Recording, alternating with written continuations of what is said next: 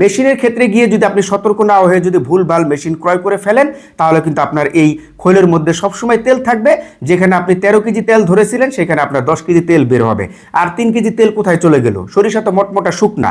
আসসালামু আলাইকুম প্রিয় দর্শক, আমাদের দেশে অনেক তরুণ উদ্যোক্তা রয়েছে যারা কিনা আপনার নিজে উৎপাদন করে সরিষার তেল বিক্রি করতে চায়, ব্র্যান্ড আকারে এবং নন ব্র্যান্ড আকারে। কিন্তু সেই তরুণ উদ্যোক্তা বুঝতে পারে না যে এই বিজনেসটি কিভাবে শুরু করতে হবে।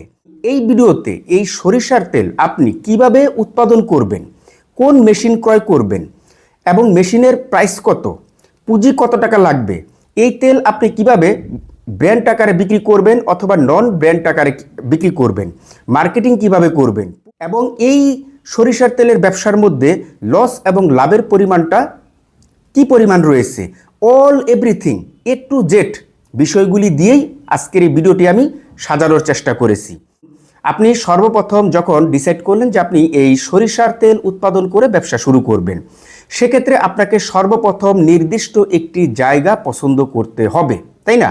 তো সেই জায়গাটা আপনার ব্যক্তিগত বাড়ি হতে পারে, আপনার বাড়িতে যে কোনো একটি ঘর হতে পারে, অথবা আপনি অন্যের কারোর ঘর বা দোকান ঘর ভাড়া নিয়ে আপনি সেখানে শুরু করতে পারেন, তাই না?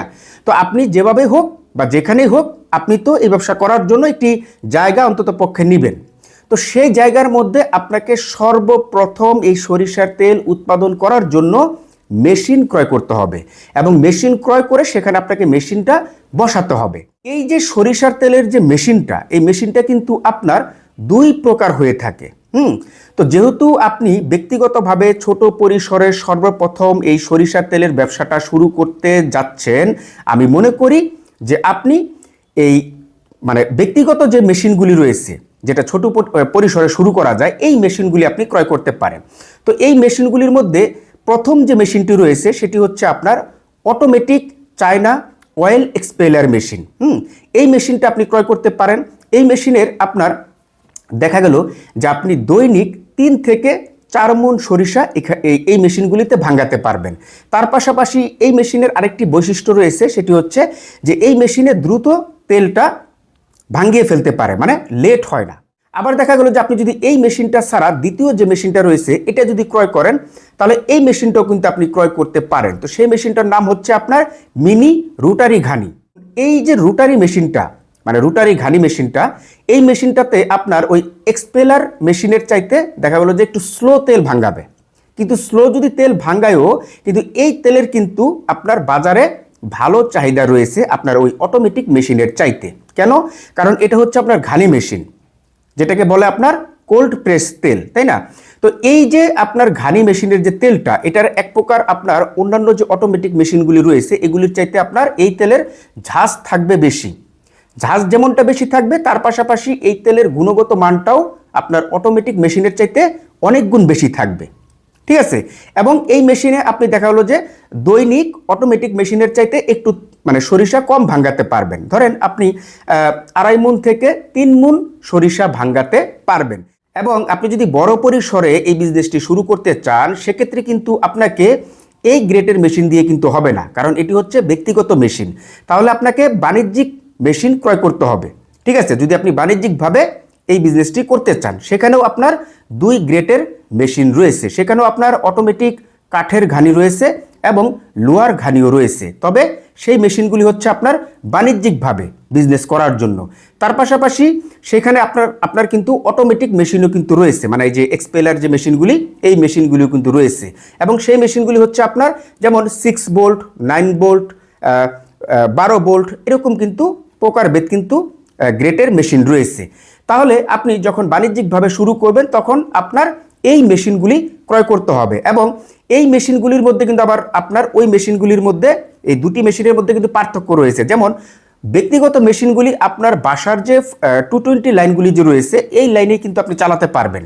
তবে এই যে বাণিজ্যিকভাবে যখন আপনি বিজনেসটা করবেন এবং এই যে বাণিজ্যিক যে মেশিনগুলি রয়েছে, এই মেশিনগুলি কিন্তু আবার আপনার ইন্ডাস্ট্রিয়াল যে আপনার লাইনগুলি যে রয়েছে, যেটা হচ্ছে আপনার 440 লাইন, এই লাইন দিয়ে কিন্তু এই মেশিনগুলি চালাতে হবে, ঠিক আছে। তবে আমি মনে করি যে আপনি যেহেতু সর্বপ্রথম ব্যক্তিগতভাবে শুরু করছেন, আপনি পূর্বের মেশিনগুলি দিয়ে শুরু করেন, ঠিক আছে। সেখান থেকে আপনি এক্সপেলার মেশিন অথবা ঘানির মেশিন দিয়ে আপনি শুরু করতে পারেন। তারপর আপনি যখন ব্যবসাটা বুঝবেন, আপনার ব্যবসাটা যখন গ্রো হবে, তখন আপনি বুঝতে পারবেন যে হ্যাঁ, আমার এখন বাণিজ্যিকভাবে যেতে হবে এবং বাণিজ্যিক যে মেশিনগুলি রয়েছে এই মেশিনগুলি ক্রয় করতে হবে, ঠিক আছে। এবং এই মেশিনগুলির কিন্তু ক্ষমতা অনেক বেশি এই মেশিনের চাইতে। যেমন আপনার এখানে কাঠের যে ঘানিটা রয়েছে বা অটোমেটিক যে লোহার ঘানিটা রয়েছে, এই মেশিনগুলিতে আপনি পার ডে দেখা গেলো 8 থেকে 10 মণ সরিষা কিন্তু আপনি ভাঙাতে পারবেন। এখন আমাদের সরিষা ক্রয় করার পালা, তাই না? তো দেখুন, আপনি যেহেতু 12 মাস সরিষার তেল উৎপাদন করে সেই তেল আপনি বিক্রি করবেন, আর সেজন্য আপনাকে 12 মাসের সরিষা ক্রয় করতে হবে সিজনে। হ্যাঁ, আপনি সিজনে কোন কোন জেলা থেকে সরিষা ক্রয় করবেন এই বিষয়ে বিস্তারিত আমার ভিডিওর ডিসক্রিপশন বক্সে আমি লিখে দিব, আপনি সেটা একটু দেখতে পারেন, ঠিক আছে। এখানে বলে আর ভিডিওটি লং করতেছি না। এখন আপনি কি কি সরিষা ক্রয় করবেন এই তেল উৎপাদন করার জন্য? দেখুন, আমাদের দেশে 2 জাতের সরিষা রয়েছে।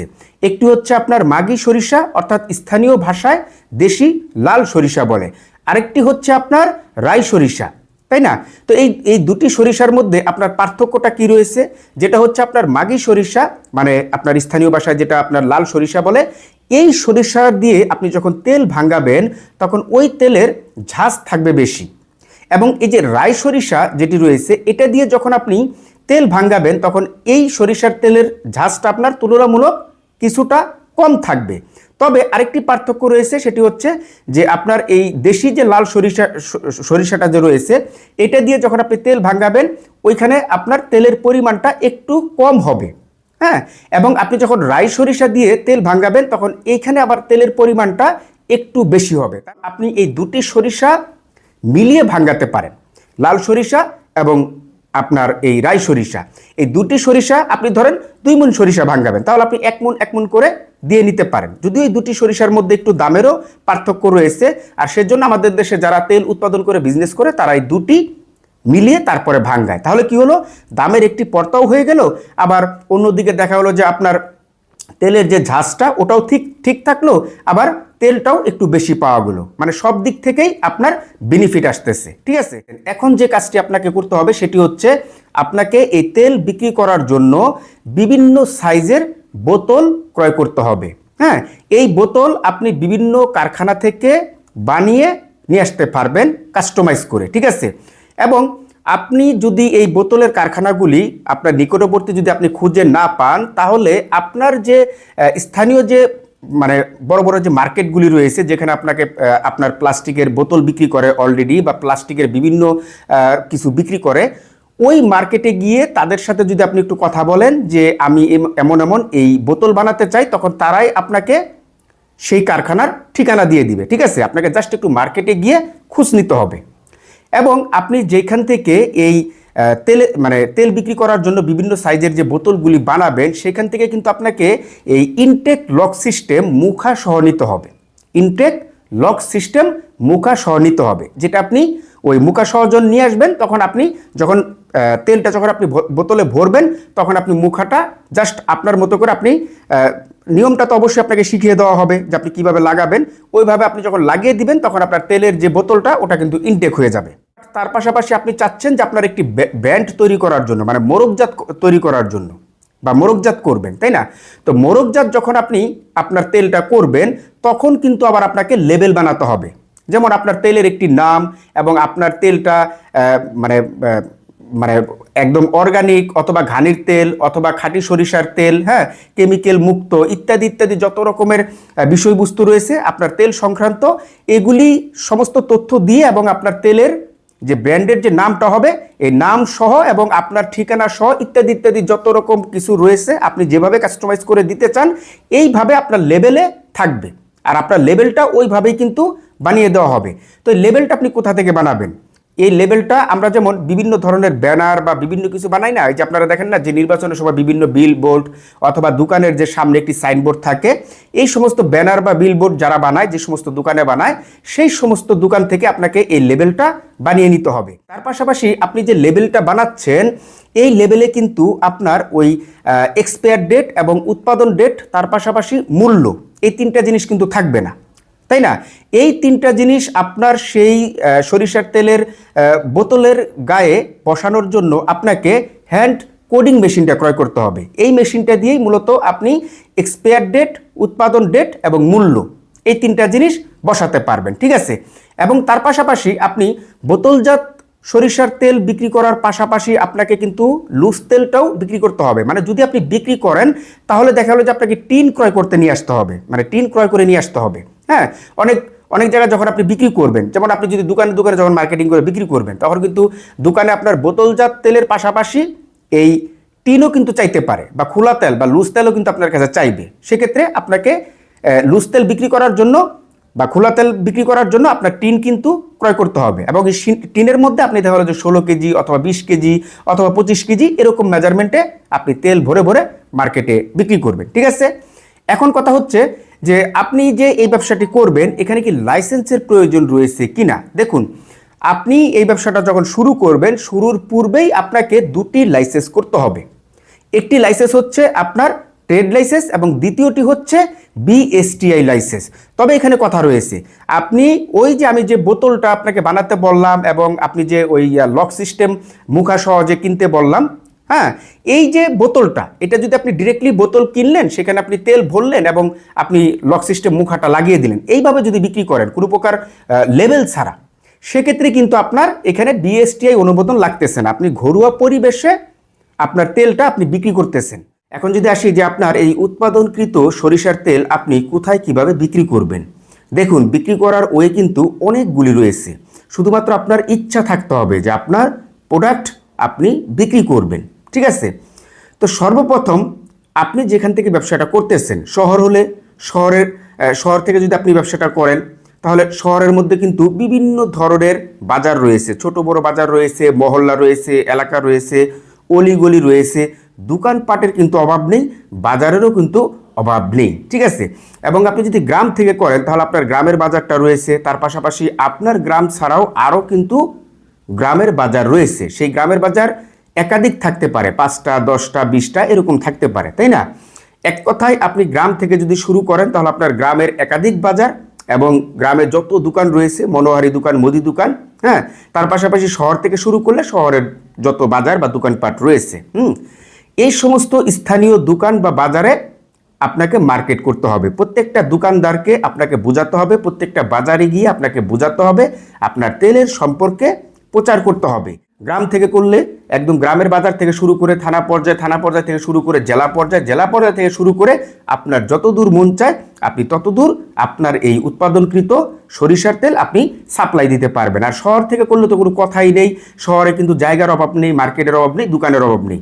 যতদূর যেভাবে ভালো লাগে আপনি অতদূর ওইভাবে মার্কেট করে বিক্রি করতে পারবেন। এবং এখানে আরেকটি কথা রয়েছে, সেটি হচ্ছে যে বোতলজাত কিন্তু দুই প্রকার। আপনি সাদা বোতলে তেল ভরে আপনি সেটাকে ইনটেক করে বাজারে বিক্রি করতেছেন কোনো প্রকার লেবেল ছাড়া, যেহেতু আপনি ঘরোয়া পরিবেশে তেল উৎপাদন করতেছেন ছোট পরিসরে, ঠিক আছে? তাহলে এইভাবে আপনি বিক্রি করতে পারেন।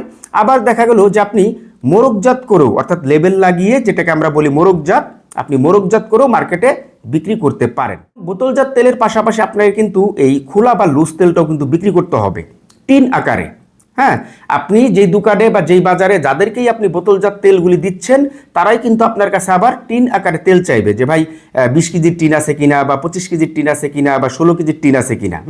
যারা যেভাবে চাইবে আপনি ওইভাবে লুজ তেলও বিক্রি করবেন, বোতলজাত আপনি বিক্রি করবেন। যেহেতু আপনার ফ্যাক্টরি, মেশিন সব কিছু আপনার নিজের, আপনি নিজে উৎপাদন করতেছেন, যে যেভাবে চাইবে ওইভাবে আপনি তার চাহিদাটা পূরণ করার চেষ্টা করবেন।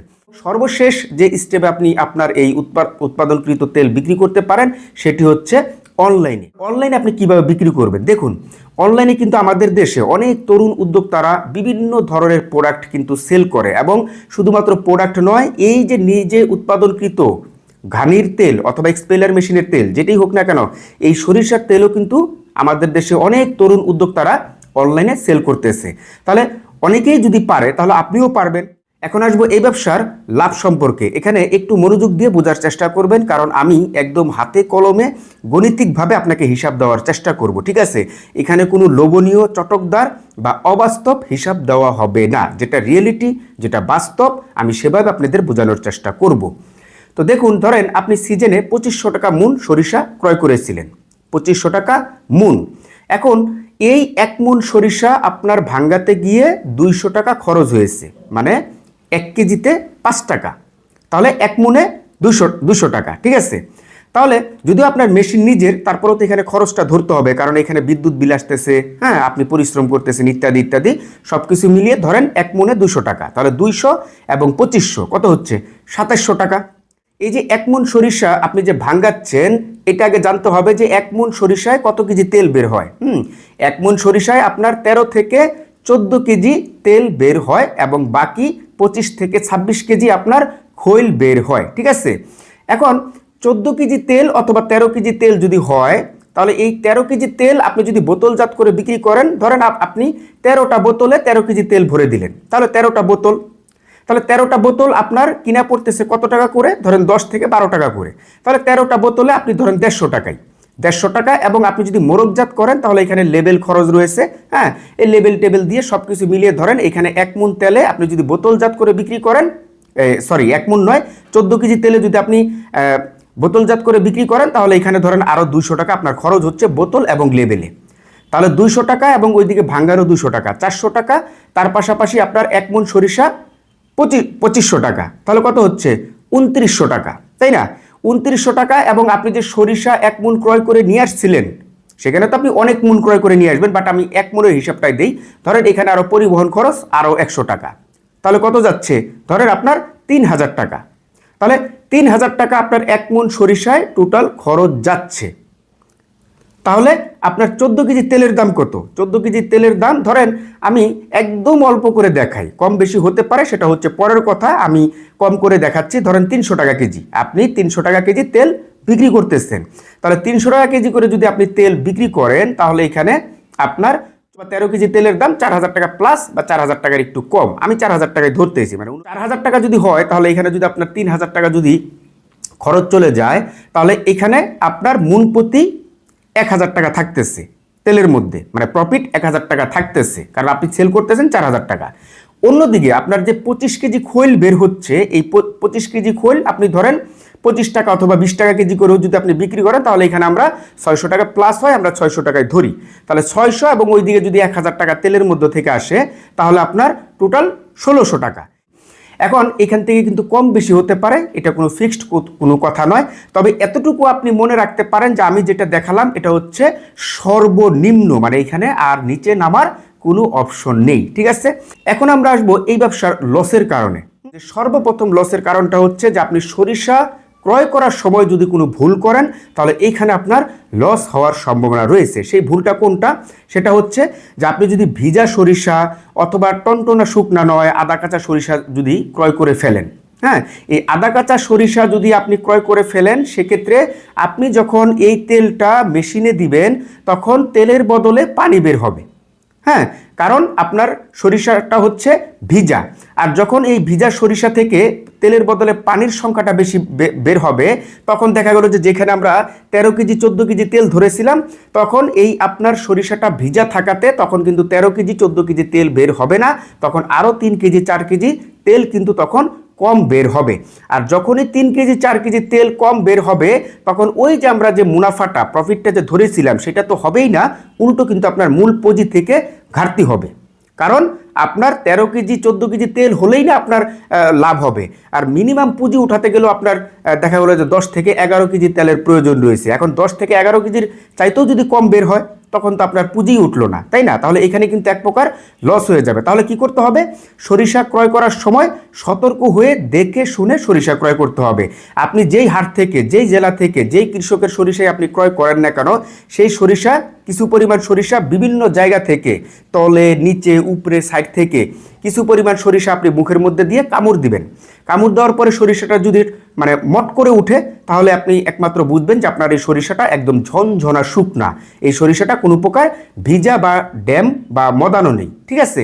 এভাবে আপনাকে সতর্ক হয়ে সরিষাটা ক্রয় করতে হবে। এছাড়াও দেখা গেল যে আপনি যে এই যে সরিষার তেল ভাঙানোর জন্য যে মেশিনটা ক্রয় করবেন, সেটা ব্যক্তিগত এক্সপেলার বা ঘানি মেশিন হোক বা বাণিজ্যিকভাবে আপনার ঘানি মেশিন অথবা এক্সপেলার মেশিন হোক, যেটাই হোক না কেন, এই মেশিনটা ক্রয় করার মানে সময় আপনি কখনোই এই মেশিনটা চোখ বন্ধ করে ক্রয় করতে যাবেন না, বুঝে শুনে ভালোভাবে এই মেশিনটা ক্রয় করতে হবে। মেশিনের গুণগত মান এবং মেশিনের ফ্যাসিলিটি আপনাকে আগে জেনে নিতে হবে বিক্রেতার কাছ থেকে। কখনোই 2 টাকা বাঁচানোর জন্য একটু নর্মাল মেশিন ক্রয় করতে যাবেন না। আপনি বিক্রেতাকে জিজ্ঞাসা করবেন যে এই মেশিনের ফ্যাসিলিটি কি, এই মেশিনের মধ্যে আমি যখন আমার সরিষাটা দিব সে কি প্রপারভাবে আমার তেলটা বের করতে পারবে কিনা।